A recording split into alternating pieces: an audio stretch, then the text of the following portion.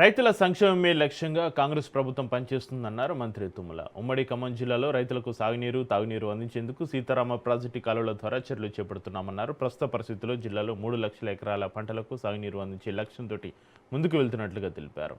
El Niño ప్రభావంతో రాష్ట్రంలో వర్షాభావ పరిస్థితులు ఏర్పడే అవకాశం ఉందని, రైతులు పరిస్థితులకు అనుగుణంగా ఆర్తడి పంటలను సాగు చేసుకోవాలని సూచించారు మంత్రి తుమ్మల.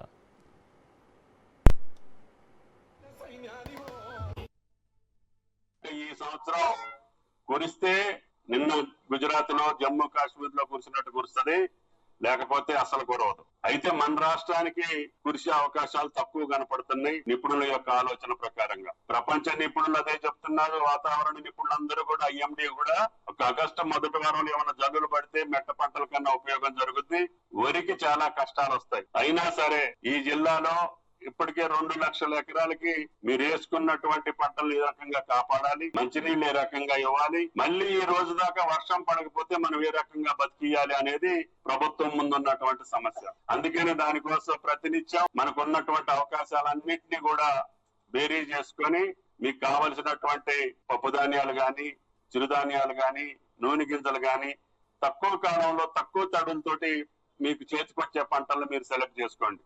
ఈ వరికి ఇది మామూలుగా కరెంటు లేకపోతే వచ్చే నీళ్లు కాదు. 3 సార్లు ఎత్తిపోతే గానీ మీ యొక్క కాలంలో పడతాయి. ఈ 3 సార్లు ఎత్తిపోతేటప్పుడు కరెంట్ ఇబ్బంది వచ్చినా కూడా మీకు కష్టాలు వస్తాయి. అయినా సరే అన్ని చెరువుల్లోకి మంచినీళ్ళ కోసం పంపించి లంకాసాగరు, వైరా, అదే విధంగా ఖమ్మం పట్టణానికి కూడా మంచినీటి కోసం ముందు ప్రయత్నం చేస్తున్నాం. అందుకనే ఆ ప్రయత్నంతో పాటు మిమ్మల్ని కూడా కాపాడే బాధ్యత తీసుకుంటాం.